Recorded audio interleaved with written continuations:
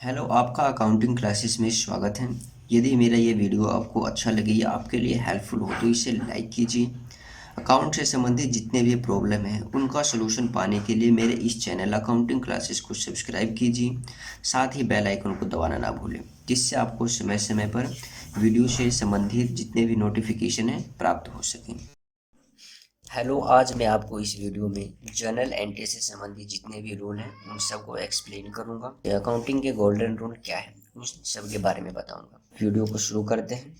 जैसे मैंने पहले वीडियो में बताया था, तो मुख्य रूप से जो अकाउंट होते हैं वो तीन होते हैं। एक तो पर्सनल, रियल और नॉमिनल। तीन खाते होते हैं हमारे। पहला जो हमारा होता है पर्सनल अकाउंट, दूसरा जो हमारा है रियल अकाउंट, और तीसरा हमारा जो नॉमिनल अकाउंट होता है। इन्हीं तीनों रूल को हम गोल्डन रूल कहेंगे, और इन्हीं तीनों नियमों के अनुसार जो है, इन्हीं तीनों का जो नियम है उसी के अनुसार से जितने भी लेन देन होते हैं उन सबको जो जर्नल एंट्री करते हैं इन्हीं तीन तीन अकाउंट के नियम के अनुसार। तो चलो हम जानते हैं इन तीनों के नियम क्या है। पहला जो हमारा है पर्सनल अकाउंट। पर्सनल अकाउंट का क्या रूल है? पर्सनल अकाउंट पर्सनल अकाउंट के जो नियम है,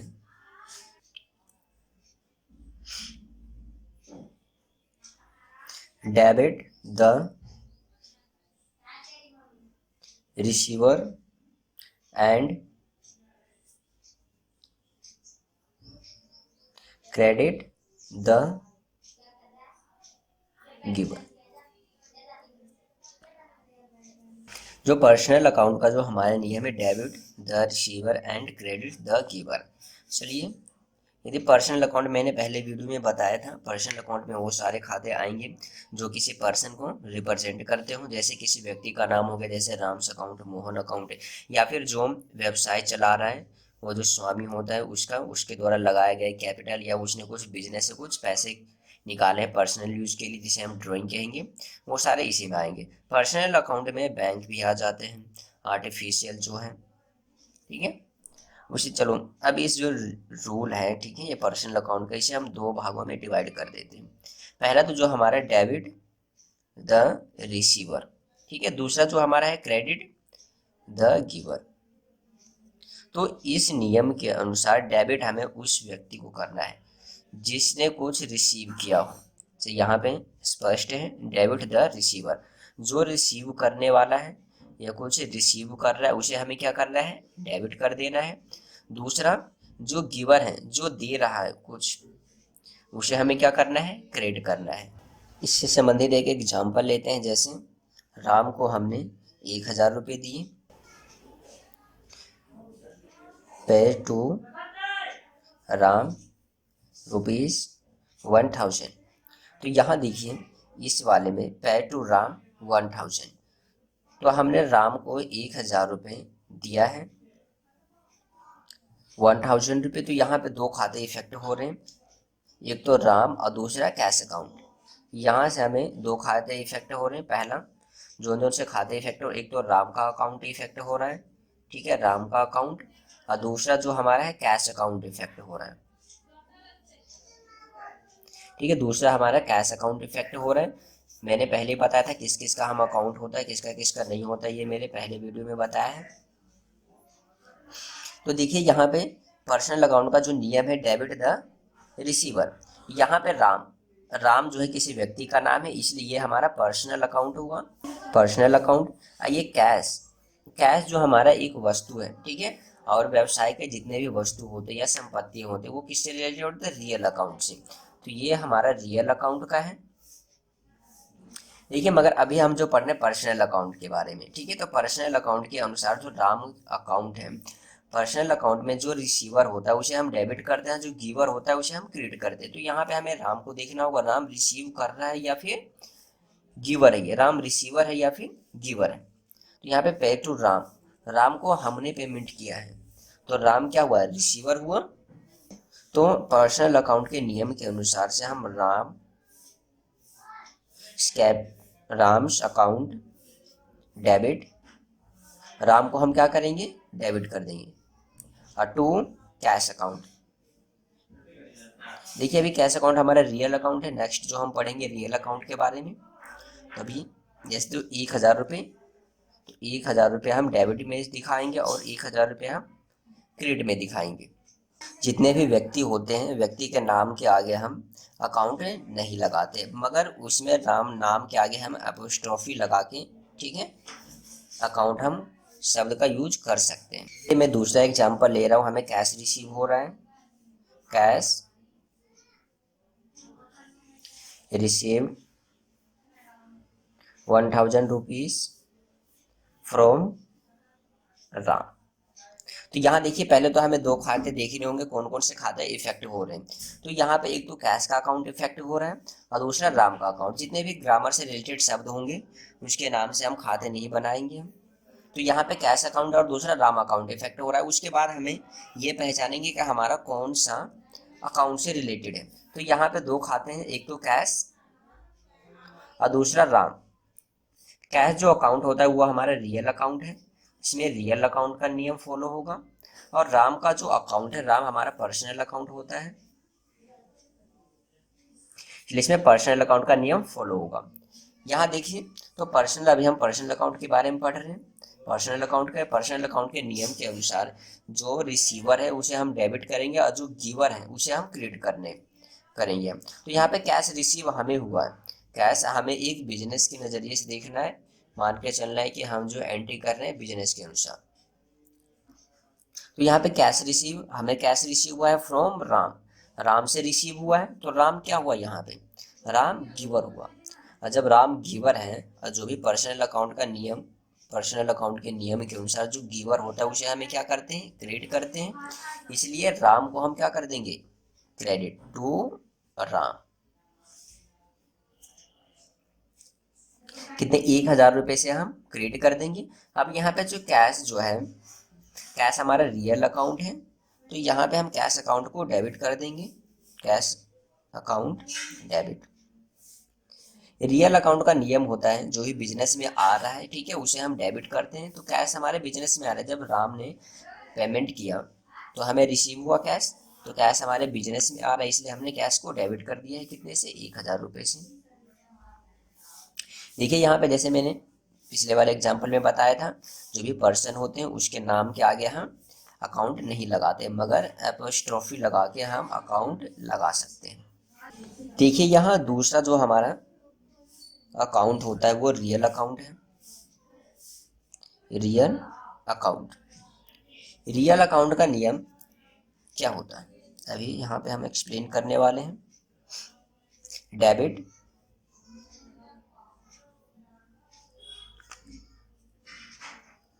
what come in and credit what goes out। देखिए यहाँ इसे भी हम दो में ब्रेक करते हैं। तो debit what comes in and credit what goes out. इसका मतलब ये हुआ कि बिजनेस में जो भी चीज आ रही है उसे हमें क्या करना है, कम्स इन। यहाँ पे कम्स इन का मतलब है बिजनेस में, बिजनेस के अंदर जो भी आ रही है उसे हमें क्या करना है, डेबिट कर देना है। और credit what's goes out, goes out का मतलब है बिजनेस के बाहर, बिजनेस के बाहर कोई भी वस्तु, एसेट्स हो गए, ठीक है, जा रही है, उसे हमें क्या करना है, क्रेडिट करना है। देखिए यहाँ पे इससे समझने के लिए हम एग्जांपल लेते हैं जिससे और आसानी से समझ में आए। जैसे हमने मशीनरी खरीदा है,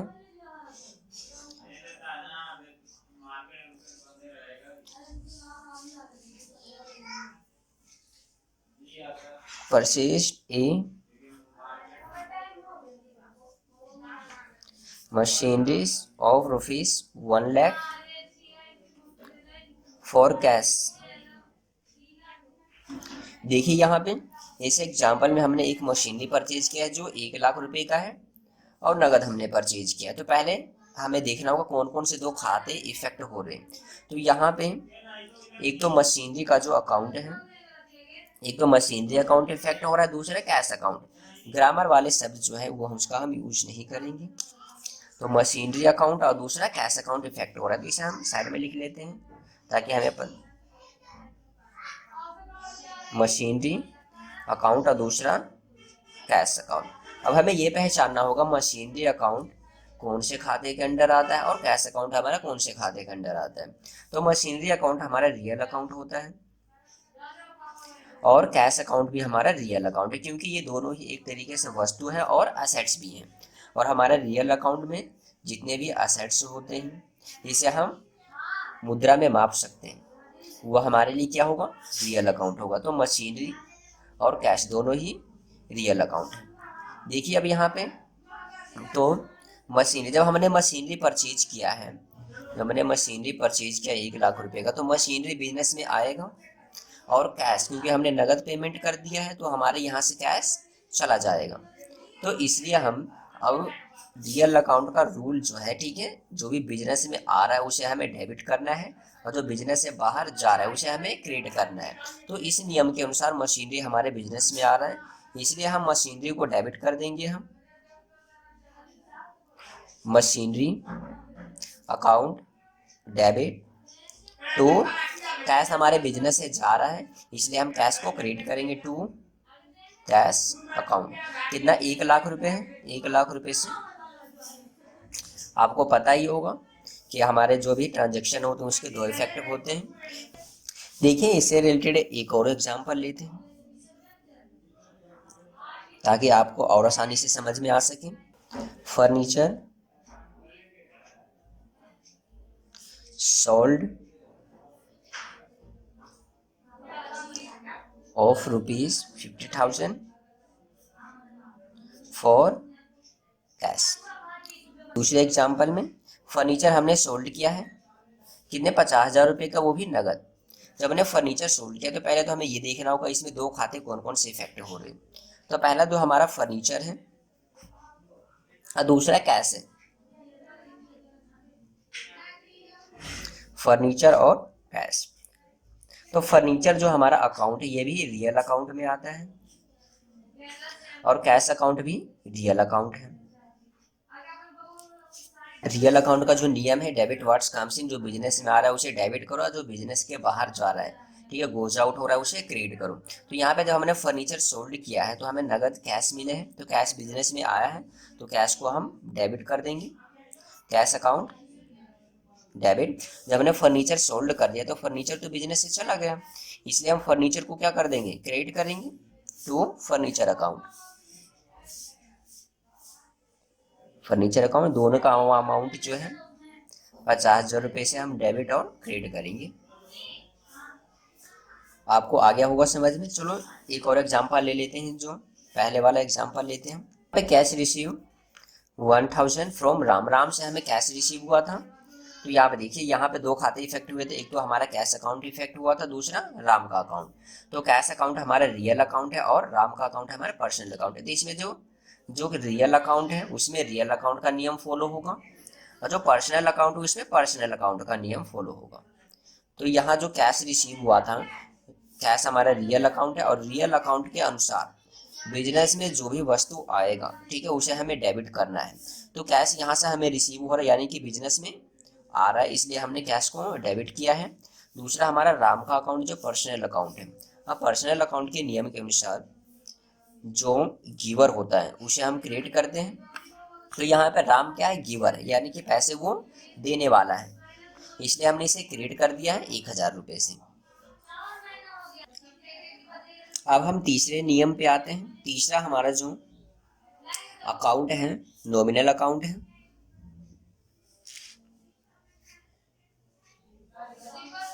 नॉमिनल अकाउंट, नॉमिनल अकाउंट का जो नियम है, debit all expenses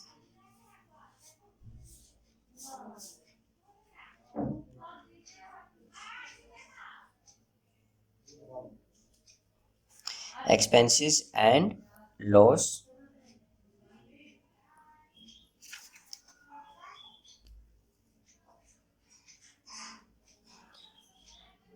and credit all income and gains. पहले या तो हम ब्रेक कर लेते हैं दो में, एक तो debit all expenses and loss, दूसरा हमारा credit all income and gains. तो यहाँ देखिए डेबिट हम उसे करेंगे जो बिजनेस के जितने भी एक्सपेंसेस हैं, बिजनेस के जितने भी एक्सपेंसेस हैं या फिर बिजनेस के जितने भी लॉस हुए हैं उन सब को हम डेबिट करेंगे। और दूसरा जो हमारा क्रेडिट है, जितने भी हमें इनकम रिसीव हुए हैं या फिर हमें लाभ प्राप्त हुआ है उन सब को हमें क्रेडिट करना है। यहाँ पे इसे और समझने के लिए एग्जांपल लेते हैं।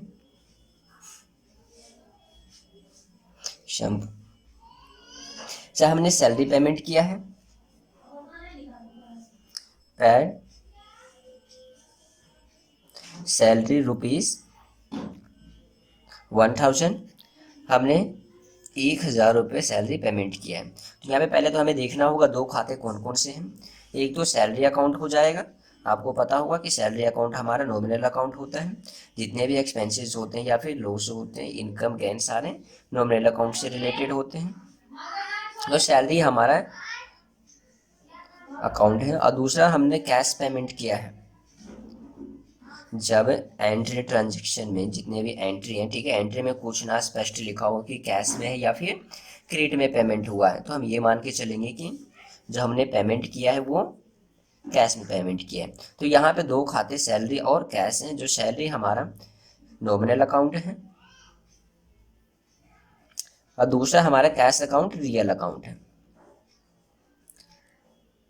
तो सैलरी में जो रूल फॉलो होगा वो नॉमिनल अकाउंट का रूल फॉलो होगा और कैश अकाउंट में हमारा रियल अकाउंट का रूल फॉलो होगा।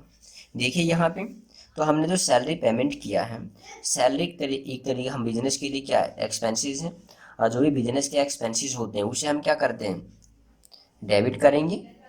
तो नॉमिनल अकाउंट के रूल के अनुसार सैलरी अकाउंट डेबिट करेंगे हम।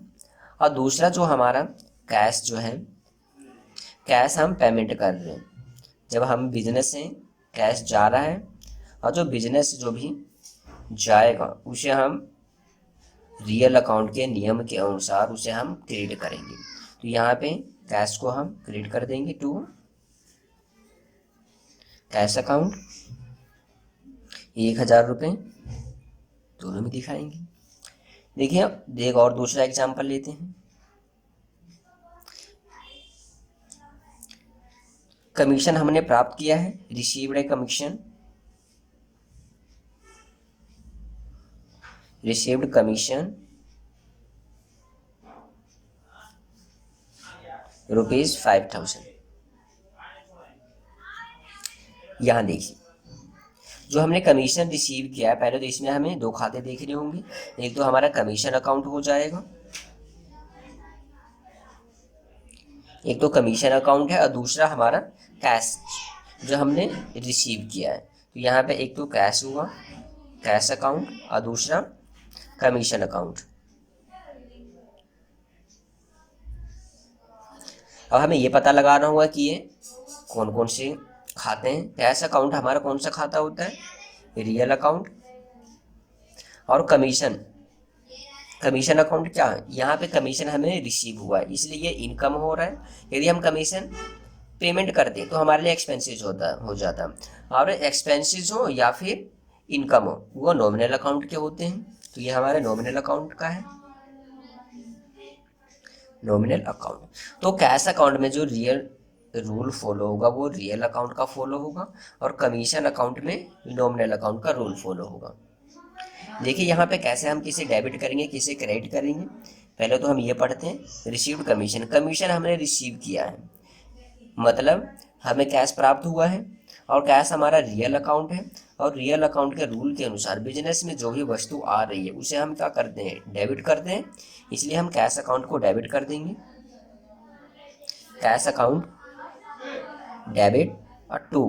अब देखिए यहाँ पे कमीशन जो है नॉमिनल अकाउंट से रिलेटेड है और नॉमिनल अकाउंट में जितने भी एक्सपेंसेस होते हैं उसे हम डेबिट करते हैं और जितने भी इनकम होते हैं उसे क्रेडिट करते हैं। यहाँ पे ये पता लगाना होगा कमीशन हमारे लिए इनकम है या एक्सपेंसेस है। क्योंकि कमीशन इनकम भी हो सकता है और एक्सपेंसेस भी हो सकता है। देखिए यहाँ पे कमीशन हमें रिसीव हुआ है, मतलब कमीशन रिसीव होगा हमें तो हमारे लिए इनकम होगा। यदि हम कमीशन का पेमेंट करते तो हमारे लिए एक्सपेंसेस होता, मगर हमने रिसीव किया इसलिए इनकम है। और नॉमिनल अकाउंट के रूल के अनुसार जितने भी इनकम होंगे उसे हम क्या करेंगे, क्रेडिट करेंगे, इसलिए हम कमीशन अकाउंट को क्रेडिट कर देंगे। तो टू कमीशन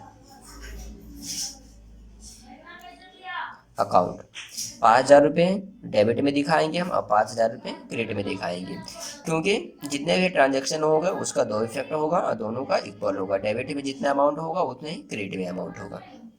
जर्नल एंट्री जानने से पहले हम गुड्स क्या होता है, सेल्स क्या होता है, परचेज, इन सब शब्दों का यूज हम किसके लिए प्रयोग करते हैं वो से पहले जानते हैं। तो पहले देखिए यहाँ पे गुड्स से हम माल कहेंगे।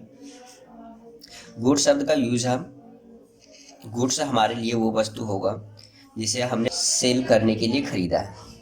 जैसे हम कोई फर्नीचर खरीदते हैं,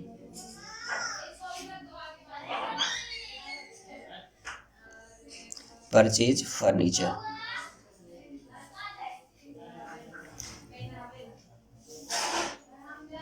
मान लो हमने बिजनेस में फर्नीचर खरीदा है, यदि इसी फर्नीचर को हमने सेल्स करने के लिए बेच खरीदा है, देखिए इसी फर्नीचर को हम सेल्स करने के लिए खरीदे, तो ये फर्नीचर जो हमारे लिए होगा ये हमारे लिए गुड्स कहलाएगा। लेकिन यदि इसी फर्नीचर को हम बिजनेस में जो हमारे कस्टमर हैं, हमने कस्टमर के लिए खरीदा है, तो यही अब जो फर्नीचर होगा हमारे लिए क्या होगा, असेट्स कहा जाएगा। कहने का मतलब है यदि कोई भी वस्तु हो, यदि उस वस्तु को हमने सेल्स करने के लिए खरीदा है तो वो हमारे लिए गुड्स कहा जाएगा, नहीं तो हमारे लिए वो एसेट्स है। जैसे आगे देखिए, आगे तो हम sales account, purchase account, purchase return और सेल्स रिटर्न अकाउंट कौन से खाते होते हैं ये मैं आपको बताऊंगा। तो पहले हम परचेज अकाउंट के बारे में बात करते हैं। परचेज अकाउंट, परचेज अकाउंट हमारा एक नॉमिनल अकाउंट होता है, नॉमिनल अकाउंट।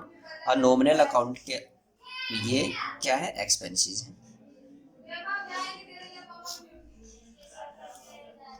देखिए जैसे एग्जांपल लेते हैं, परचेज, परचेज गुड्स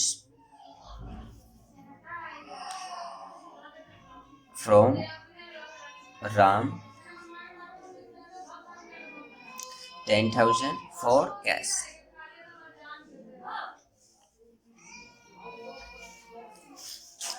देखिए यहाँ पे हमने गुड्स परचेज किया है राम से 10,000 रुपये का, नगद परचेज किया है। यहाँ पे मैं बता दूं उधार हम किसे मानेंगे और नगद हम किसे मानेंगे।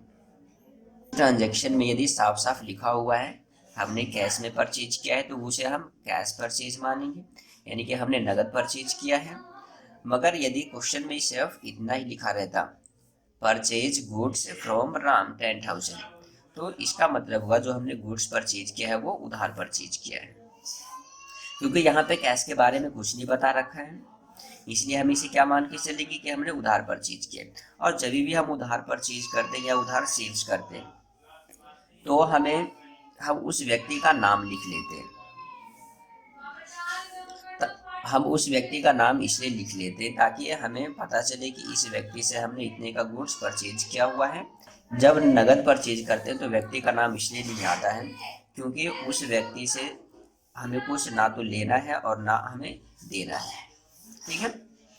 इसीलिए हम जब भी उधार गुड्स परचेज करते हैं तो हम उस जिससे हमने परचेज किया है या फिर जिससे भी हमने सेल्स किया है उस व्यक्ति का नाम लिखे, ताकि बाद में हमें याद रहे कि इस व्यक्ति से मुझे इतने रुपए लेने हैं या फिर उस व्यक्ति को मुझे इतने रुपए देने हैं। तो यहाँ पे देखेंगे पहले जर्नल एंट्री के लिए पहले तो हमें खाते देखने होंगे कौन कौन से दो खाते इफेक्ट हो रहे हैं। तो यहाँ पे परचेज खाता इफेक्ट होगा और दूसरा कैश, क्योंकि यहाँ पे हमने नगद परचेज किया है। देखिए यहाँ पे परचेज अकाउंट इफेक्ट हो रहा है, दूसरा कैश अकाउंट। परचेज अकाउंट हमारा नॉमिनल अकाउंट होता है,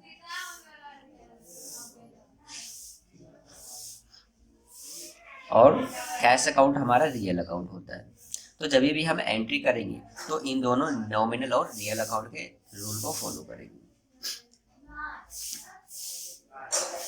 यहाँ देखिए परचेज अकाउंट हमने गुड्स परचेज किया है, एक तरीके से एक्सपेंसेस हैं, और नॉमिनल अकाउंट का रूल है जितने भी एक्सपेंसेस होंगे उसे हम डेबिट कर देंगे।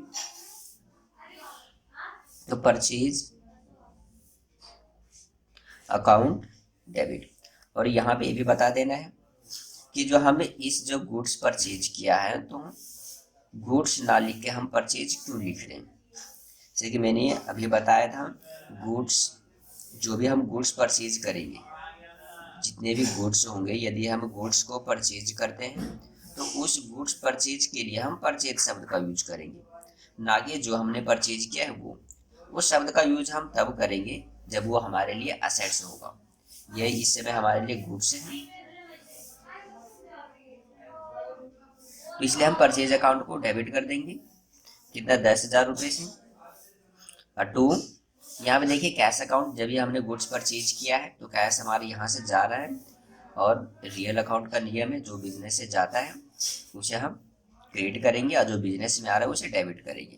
तो उस नियम के अनुसार कैश हमारा जा रहा है क्योंकि हमने परचेज किया है, इसलिए हम टू कैश अकाउंट लिखेंगे 10,000 रुपये।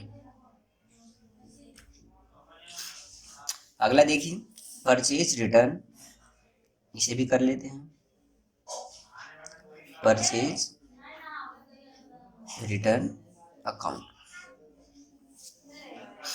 परचेज रिटर्न अकाउंट भी हमारा नॉमिनल अकाउंट होता है। नॉमिनल अकाउंट, देखो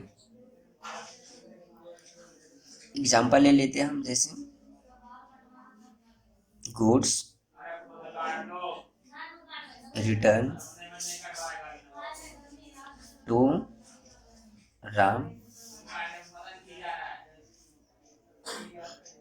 1,000 रुपीज। हम परचेज रिटर्न इसलिए करते हैं ताकि हमने गुड्स परचेज किया है, वो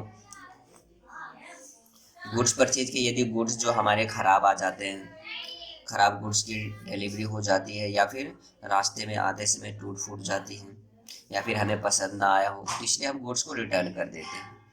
देखो जब हमने गुड्स परचेज किया था तो गुड्स बढ़ गए थे बिजनेस में, और जब हमने परचेज रिटर्न किया है तो परचेज कम हो रहा है, इसलिए हम परचेज रिटर्न को हम क्रेडिट करेंगे। उसमें जब हमने गुड्स परचेज किया था तो हमने डेबिट किया था, मगर जब हम गुड्स रिटर्न करेंगे तो यहाँ पे हम परचेज रिटर्न शब्द का यूज करेंगे, और साथ में इसे हम क्रेडिट करेंगे। क्रेडिट इसलिए करेंगे क्योंकि हमारे गुड्स जो है कम हो रहे हैं।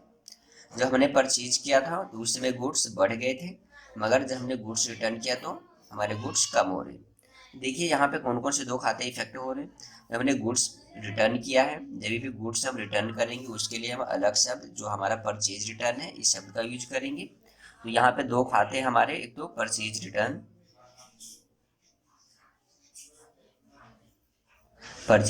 और दूसरा कैश होगा।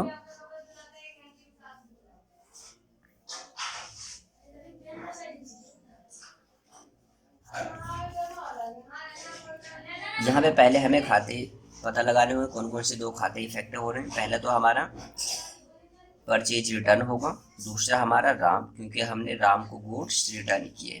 ठीक है, परचेज रिटर्न हमारा नॉमिनल अकाउंट है,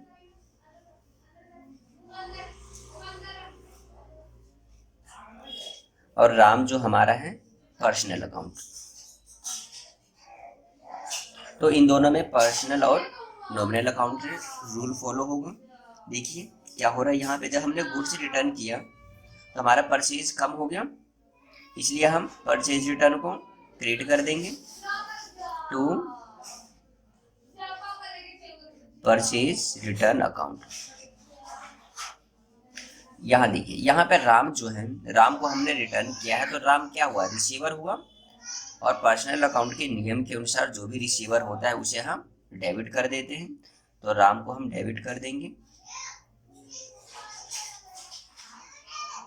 कितने, 1,000 रुपये से। आगे जो हम करते हैं सेल्स अकाउंट क्या होता है। जिस प्रकार हम गुड्स को परचेज किए थे तो परचेज शब्द का यूज किए थे, उसी प्रकार जब हम गुड्स को सोल्ड करेंगे तो हम सेल शब्द का यूज करेंगे, सेल्स अकाउंट। जैसे एग्जांपल लेता हूं मैं, सोल्ड गुड्स टू मोहन ₹5,000। यहाँ देखिए, यहाँ पे हमने गुड्स सोल्ड किया है मोहन को 5,000 रुपये का। तो पहले तो हमें ये देखना होगा कौन कौन से दो खाते इफेक्टिव हो रहे हैं। तो पहला तो हमारा सेल्स होगा, दूसरा यहाँ पे मोहन, और हमने उधार सेल्स किया है, इसलिए हम मोहन अकाउंट लिखेंगे यहाँ, ना कि कैश अकाउंट। तो दो खाते हैं, एक तो सेल्स अकाउंट, दूसरा मोहन अकाउंट। सेल्स अकाउंट हमारा नॉमिनल अकाउंट होता है,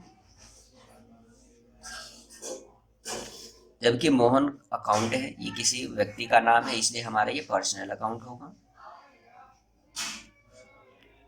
देखिए फिर इन दोनों के रूल के अनुसार जब हमने सेल्स किया है तो सेल्स हमारा ये भी क्या है, नॉमिनल अकाउंट है। जब हमने सेल्स किया है तो हमारे यहाँ गुड्स जो है वो कम गया होगा, और जब भी गुड्स कम हो जाता है या फिर कोई असेट्स कम हो रही है उसे हम क्रेडिट करते हैं, तो इसलिए हम तो सेल्स अकाउंट लिखेंगे। और दूसरा जो मोहन यहाँ पे मोहन को हमने बेचा है तो मोहन रिसीवर हुआ, और जो भी रिसीवर होता है उसे हम पर्सनल अकाउंट के अनुसार डेबिट कर देते हैं, तो मोहन अकाउंट डेबिट हो जाएगा। 5,000 से हम दिखाएंगे। चौथा जो हमारा सेल्स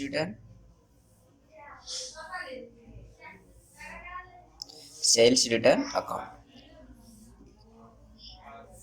सेल्स रिटर्न शब्द का भी हम जब गुड्स जो हमने सेल्स किया है वो यदि रिटर्न हो जाता है तो उसके लिए हम सेल्स रिटर्न का यूज करेंगे। एग्जांपल लेता हूं, goods return by Mohan 500 rupees. देखिए इस एग्जाम्पल में गुड्स रिटर्न किया है, मोहन ने गुड्स रिटर्न कर दिए।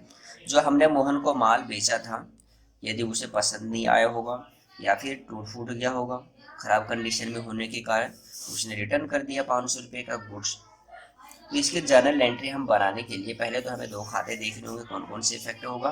तो जब ये भी गुड्स रिटर्न होता है, जो हमारे लिए गुड्स यदि वो रिटर्न हो रहा है तो उसके लिए हम सेल्स रिटर्न यूज करेंगे हम। तो यहाँ पे पहला जो हमारा होगा सेल्स रिटर्न अकाउंट होगा। दूसरा यहाँ पे मोहन है, मोहन ने रिटर्न किया है, तो दूसरा जो हमारा होगा मोहन अकाउंट।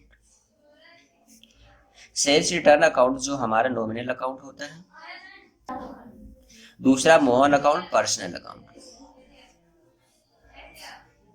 अब इसकी एंट्री करने के लिए हमें नॉमिनल और पर्सनल का रूल फॉलो करना होगा। देखिए यहाँ पे जो हमने सेल्स जो किया था उससे हमारे गुड्स कम हो गए थे, यदि वही सेल्स रिटर्न हो जाता है यानी कि गुड्स हमारे बिजनेस में फिर से आ जाएगा, और जब गुड्स बिजनेस में आएगा जिससे हमारे गुड्स ज़्यादा होगी, इसलिए हम सेल्स रिटर्न को डेबिट कर देंगे।